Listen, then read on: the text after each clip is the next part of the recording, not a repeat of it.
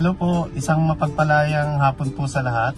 Kakukuha ko lang po nung hard copy ng result namin ni Pam tungkol po dun sa pagpapadrug test namin. So ito po ang nakatape pa po siya.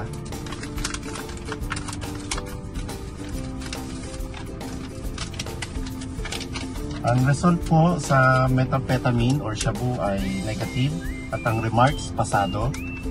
Sa marijuana naman po ay negative at ang remarks pasado. 300 pesos lang po sa mga may gusto magpa-drug test. Alam ko po si former Executive Secretary Attorney Vic Rodriguez kumasa sa panawagan naming drug test challenge. Baka po may mga kababayan tayo dyan na may kakayahan naman at may oras na magpa-drug test.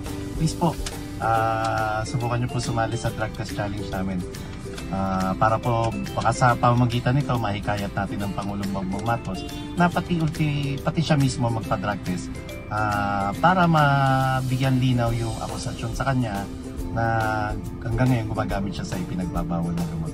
Yun lang po, mag-ingat po lahat at isang mapagpalayang hapon po sa lahat.